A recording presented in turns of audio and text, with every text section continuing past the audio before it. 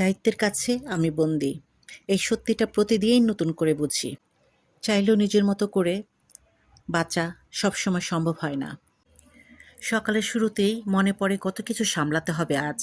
নিজের ইচ্ছেগুলো চুপচাপ থাকে, অন্যদের প্রয়োজনই আগে আসে। কখনো ক্লান্তি এসে ঘিরে ধরে। থামানোর সুযোগ থাকে না, কারণ আমার থেমে যাওয়া মানে অনেক কিছুই থেমে যাওয়া। তাই হাসি মুখে সব সামলাই, বুকের ভিতরের ব্যথা লুকিয়ে রাখি, কারণ এটাই এখন আমার জীবন। রোদ দায়িত্বের যখন কাছে আমি বন্দী।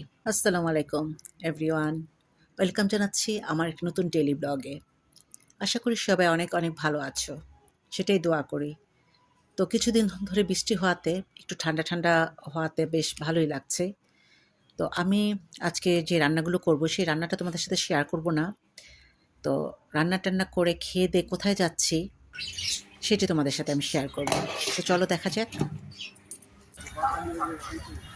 অনেকদিন পর রমনাতে আসলাম। ওয়েদারটা খুবই সুন্দর, বৃষ্টি হবে না। রমনাতে এসে শোনা মালা হাঁটছিলাম আর এখন নিব ভিডিও না, করছিলাম, এরই না মধ্যে গোসল না আসমা এখন চলে নিব এলো না, ফুল ফুল নিয়ে। নিবে গো তো ওর ফুল, মতো এরকম অনেক মেয়েরা, এখন ছোট আজকে ছোট নিব না।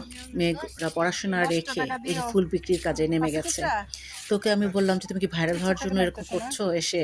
বল কি না আপু।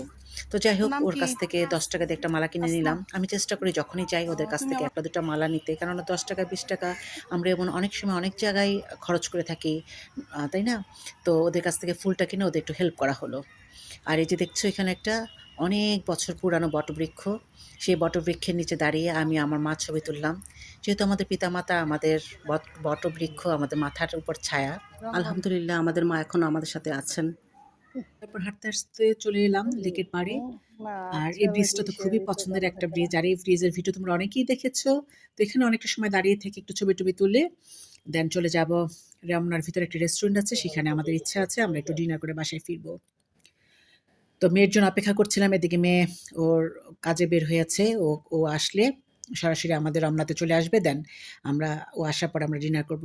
আর এরই মাঝে হেঁটে আসছি। ক্লান্তও ছিলাম। ভাবলাম একটু লেমন জুস খাই। তো সেটাই অর্ডার করলাম। এই যে আমার সিগনেচার একটা ভিডিও, চিয়ার্স তো করতেই হবে। তো যাই হোক আমরা জুসটা খাচ্ছি আর গল্প করছি। আমার আম্মা তো তার সেই পুরনো স্মৃতির কথা মনে করছেন। সবসময় এখানে আসতেন, যেতেন। এই সন্ধ্যার একটা ক্লিপ তোমাদের সাথে শেয়ার করছি। খুব চমৎকার লাগে যখন সন্ধ্যাটা হয় না, এই রেস্টুরেন্টটাতে বসে চমৎকার একটা ভিউ উপভোগ করতে পারি। তো কিছুক্ষণ এখানে থেকে দেন আমরা খাওয়া-দাওয়া করে পরে বাসায় ফিরলাম। তারপর আর কি বাসায় আসলাম, টিভি দেখতে বসলাম।